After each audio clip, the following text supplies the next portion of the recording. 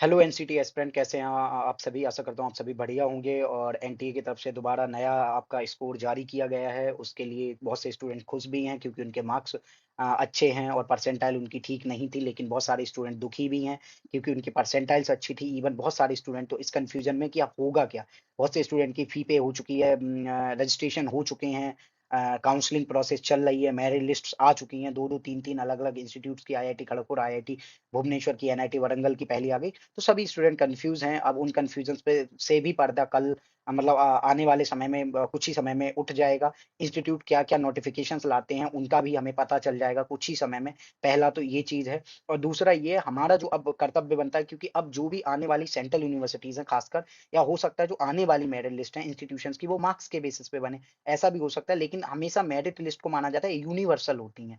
Merit list को माना जाता है कि मेरिट लिस्ट यूनिवर्सल वे में बनाई जाती हैं। और अगर आपको यूनिवर्सल रखना है, या तो आप परसेंटाइल का रखेंगे, या आप कहाँ का रखेंगे, या तो आप यूनिवर्सल के लिए परसेंटाइल का फ़ॉर्मूला रखेंगे या मार्क्स वाला रखेंगे।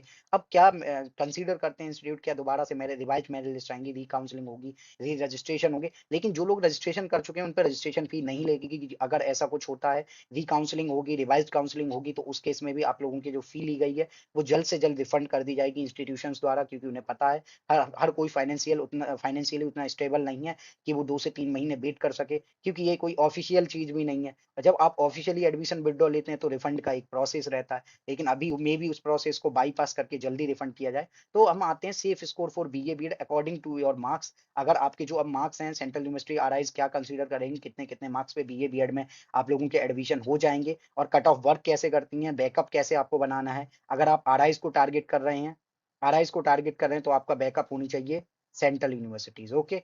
अगर आप सेंट्रल यूनिवर्सिटीज़ को टारगेट कर रहे हैं, तो आपकी वो सॉरी हाँ, सेंट्रल यूनिवर्सिटीज़ को टारगेट कर रहे हैं, तो स्टेट यूनिवर्सिटी आपकी बैकअप होनी चाहिए। और साथ ही साथ आप आरआईज़ को भी टारगेट कर सकते हैं, क्योंकि बाद में आपके चांस बन जाते हैं। अगर आप स्टेट यूनिवर्सिटीज़ को टारगेट कर रहे हैं, तो गवर्नमेंट कॉलेज आपकी बैकअप होनी चाहिए, ओके ना? ऐसे आपका बैकअप रहेगा। सबसे पहले सबसे लो मार्क्स वाले गवर्नमेंट कॉलेज को और स्टेट यूनिवर्सिटीज़ को, और मीडियम मार्क्स हैं अगर आपके, तो आप सेंट्रल यूनिवर्सिटी और स्टेट यूनिवर्सिटीज़ को पेयर बनाइए, टारगेट करिए। और आपके मार्क्स ठीक है, मतलब मिडल लेवल और हाई हाई मार्क्स हैं, तो आप सेंट्रल यूनिवर्सिटीज़ और आरआईज़ को टारगेट करिए। ये मेरा आपको स्ट्रॉन्ग सजेशन रहेगा। अब सीधा मुद्दे की बात करते हैं, मार्क्स की बात करते हैं। मैं बहुत ज़्यादा एक्सप्लेन नहीं करूँगा, डायरेक्ट बात करूँगा मार्क्स की, वरना वीडियो बहुत लंबे हो जाते हैं और हेक्टिक होते हैं आप लोगों के लिए भी। तो बीए बीएड में general category, OBC category, SC category, ST और ईडब्ल्यूएस कैटेगरी की बात करेंगे। पीडब्ल्यूडी स्पेशल केस होते हैं और उनके बहुत बहुत कम मार्क्स पे भी एडमिशन हो जाते हैं। इनमें से आप 100 200 मार्क्स भी कम कर देंगे। बहुत सारे स्टूडेंट, क्योंकि डिपेंड करता है किस इंस्टीट्यूट में कितने पीडब्ल्यूडी कैंडिडेट ने अप्लाई किया है, ये इस चीज पे डिपेंड करता है, ओके ना? और जब ऐसी मतलब अगर चीज़ें डिपेंड करती हैं, तो उसी हिसाब से चीज़ें वर्क भी कर रही होती हैं, ओके? तो आरआईज़ में अगर आपके जनरल में, इसमें हाईएस्ट एंड लोएस्ट का मैंने एक क्राइटेरिया रखा है। आरआईज़ में अगर आपके 450 प्लस मतलब 450 प्लस से लेके 300 प्लस हैं, तो आप सेफ ज़ोन में हैं। ओबीसी एनसीएल में अगर आपके हाईएस्ट 4 मतलब 430 प्लस से 280 प्लस तक होने चाहिए, लोएस्ट लास्ट तक। एससी कैटेगरी में 400 से आपके 270 होने चाहिए। एसटी कैटेगरी में 370 से 240 होने चाहिए। ईडब्ल्यूएस में 380 से 290 होने चाहिए आपके, ओके ना? आगे बढ़ते हैं। ईडब्ल्यूएस कैंडिडेट सबसे कम हैं इस बार, जब देखा गया है तो, ओके ना? कैटेगरी में देखा जाए तो सेंट्रल यूनिवर्सिटीज़ में आपके 380 से लेके 170 होने चाहिए। और जनरल कैटेगरी से ओबीसी एनसीएल में 350 से लेके 150, एससी कैटेगरी में 320 से लेके 130, एसटी कैटेगरी में 280 से लेके 100 प्लस, ईडब्ल्यूएस में 320 से लेके 120 140 प्लस होने चाहिए। स्टेट यूनिवर्सिटीज़ में आ जाते हैं, तो आपके 300 प्लस से लेके जनरल कैटेगरी में 120 प्लस होने चाहिए, ओबीसी एनसीएल में 280 से लेके 100 प्लस मार्क्स अगर आपके हैं, तो आप सेफ ज़ोन में हैं, ओके ना? अब बात करेंगे एससी कैटेगरी में, तो आपके 230 से लेके 80 प्लस, इस आप टेबल को देख मतलब पॉज़ करके वीडियो को और प्रॉपर स्क्रीनशॉट लेके भी प्रॉपर आप एनालिसिस कर सकते हैं। एसटी कैटेगरी में 180 से लेके 70 प्लस, और ईडब्ल्यूएस में हाईएस्ट में आपकी बात करी जाए, ईडब्ल्यूएस कैटेगरी में अगर आप स्टेट यूनिवर्सिटीज़ को टारगेट कर रहे हैं, 240 से लेके 100 और 90 मार्क्स तक हैं, तो आप ज़रूर अप्लाई करें। गवर्नमेंट कॉलेज में 280, जनरल कैटेगरी में 280 से लेके 100 प्लस, ओबीसी एनसीएल में भी अगर आपके 100 से कम 100 प्लस मार्क्स है, तो एससी कैटेगरी में 200 से लेके 70 प्लस, एसटी कैटेगरी में हाईएस्ट आपके 170 प्लस और लोएस्ट में 60 प्लस, 80 प्लस, 100 प्लस है, तो हो जाएगा। ईडब्ल्यूएस कैटेगरी में 230 से लेके 80 प्लस मार्क्स पे आपका एडमिशन हो जाता है। अब आप कहेंगे आप मतलब बहुत ज़्यादा क्योंकि ये जो मैंने पूरी एनालिसिस बनाई है वो इस साल की भी कंसीडर करी है और भी ऐसे मतलब एनालिटिकल वीडियो आप लोगों के लिए लाता रहूँगा मैं। इसमें सबसे बड़ी बात क्या है अब आप कहेंगे कि परसेंटाइल्स इतनी कम कैसे वो सॉरी परसेंटाइल नहीं सॉरी मार्क्स इतने कम क्यों हो जाते हैं? परसेंटाइल बार-बार इसलिए आ रहा है ज़ुबान पे क्योंकि सारे काम अभी तक परसेंटाइल में ही हुए, ओके। उम, तो ये चीज़ है। अब इसमें आप कहेंगे अरे आप तो मतलब बहुत कम कंसीडर कर रहे हैं, तो ऐसा कैसे हो सकता है? How how how it is possible? तो ये पॉसिबल इसलिए है मैं आपको साफ शब्दों में बता दूँ क्योंकि स्टूडेंट क्या करते हैं, सबसे पहले वो आरआईज़ को जो टारगेट करते हैं, वो 1-2 सेंट्रल यूनिवर्सिटी को बैकअप में ले लेते हैं। अब आरआईज़ में जैसे ही सीटें वैकेंट होती हैं, स्टूडेंट कहाँ चले जाते हैं? सेंट्रल यूनिवर्सिटीज़ में। अब जितना खासकर और एक चीज़ और है, जितनी आपकी काउंसलिंग भई लेट होगी, कट ऑफ्स उतनी क्या होंगी? Late counselling, cut offs down. Late counselling, cut off down, ये आप लाइन याद कर लें। जितनी late counselling, cut off down जाएँगी, जितने नए ब्लंडर, जितना एनटीए की तरफ से नई-नई प्रॉब्लम्स क्रिएट करी जाएँगी, कट ऑफ्स उतनी डाउन जाएँगी, री-काउंसलिंग, री-रजिस्ट्रेशन होंगे, तो भी कट ऑफ डाउन जाएँगी। गर्ल्स कैंडिडेट ज़्यादा हैं, इसलिए भी कट ऑफ डाउन जाती हैं, सबकी अपनी-अपनी सिचुएशंस, कंडीशंस होती हैं, तो इसलिए भी कट ऑफ वेरी करती है, ओके ना? ये इस तरह से कट ऑफ वर्क कर रही होती हैं, ओके ना? अब बीए, बीएड की सीट्स की बात करी जाए, भाई सीट्स कितनी हैं? टोटल हमारे पास जो आज के समय में सीट्स हैं, वो लगभग हमारे पास 7000 सीट्स हैं। अब 7000 सीट्स में से जो लगभग आपकी सीट्स का बँटवारा है, वो कुछ इस प्रकार है। अगर देखा जाए तो आपकी जो टोटल सीट्स हैं, उनमें से बीए, बीएड के लिए भाई कितनी सीट्स हैं? तो मैं यहाँ लिख दे रहा हूँ। तो आपकी 3000 प्लस सीट्स किसके लिए हैं? बीएड के लिए हैं। इवन ओके ना? 3000 ओके। 3000 प्लस ही हैं बल्कि अगर मैंने प्रॉपर्ली अगर आंकड़ा देखें तो आपकी 3500 और 4000 के करीब है और बीएससी बीएड की सीट्स कितनी है? बीएससी बीएड की आपकी 3000 के करीब सीट है। बीए बीएड की थोड़ी ज़्यादा है, तो ऐसे करके आपकी 3000 बीकॉम बीएड की सबसे कम सीट है। जब बीकॉम बीएड की आप सभी सीट्स ऐड करते हैं, तो मैक्स टू मैक्स जो आपकी सीट बन रही होती हैं, वो आपकी 900, 800 एंड 1000 के करीब सीट बन रही होती हैं। तो आपकी 300 थे मतलब 3000 हम मान लेते हैं, बीएससी बीएड और बीए बीएड की सीट है। अब भाई कॉम्पिटिशन कितना है इस बार उसकी भी बात कर लेते हैं। 45,000 स्टूडेंट ने अप्लाई किया है। अब उनमें से भाई सब तो टॉपर हैं नहीं।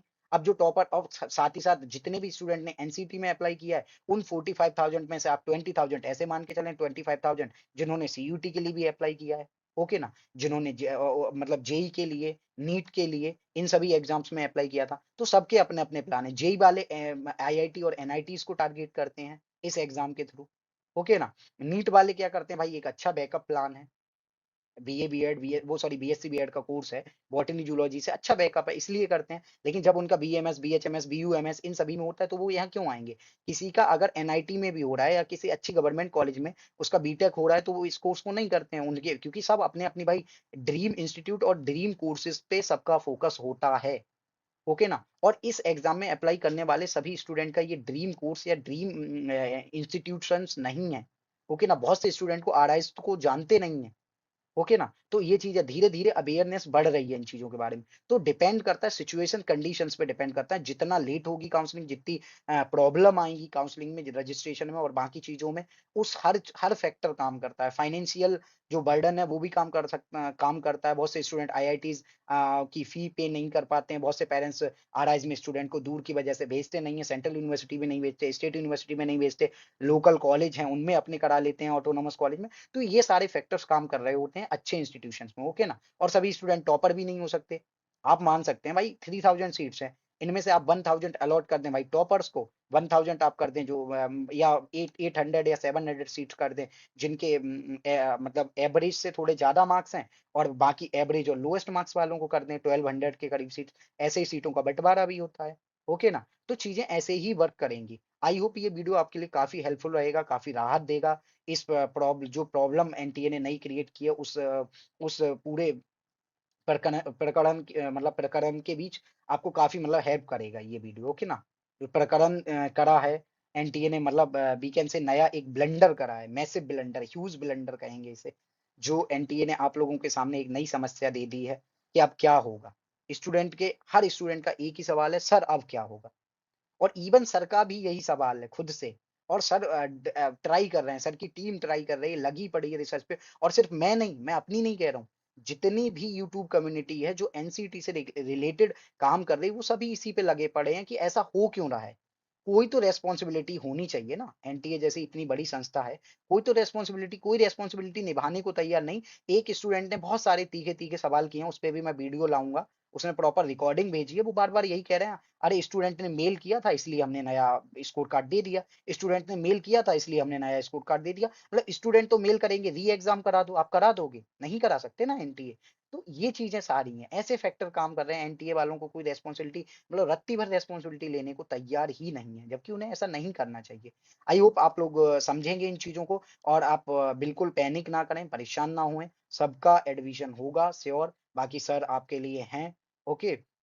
आशा करता हूँ वीडियो आपको अच्छा लगेगा और हेल्पफुल भी रहेगा। अगर वीडियो अच्छा लगे, हेल्पफुल हो, तो ज़्यादा से ज़्यादा लाइक करें, शेयर करें, कमेंट करके बताएँ और किस डाउट पे और किस चीज़ पे आपको डाउट है, उस पे भी वीडियो लाने की पूरी-पूरी कोशिश करी जाएगी, इवन वीडियो लाए जाएँगे और चैनल पे नए हैं तो चैनल को सब्सक्राइब कर लें, बेल आइकन को दबा लें ताकि सभी नोटिफ़िकेशंस आपको मिलते रहें। काउंसलिंग के रिगार्डिंग सभी इंस्टीट्यूशंस के वीडियो आपको पहले ही से चैनल पे मिल जाएँगे और हाँ, और आपको और भी कोई आपके डाउट हैं, आपको पर्सनली हमसे बात करनी है कॉल वगैरह, तो आप NCT_CUT_ हमारा इंस्टाग्राम अकाउंट और टेलीग्राम चैनल है एनसीटी क्लासेस जिनके लिंक आपको इस चैनल के और वीडियो के डिस्क्रिप्शन में मिल जाएँगे, वहाँ से आप हमें कॉन्टैक्ट कर सकते हैं।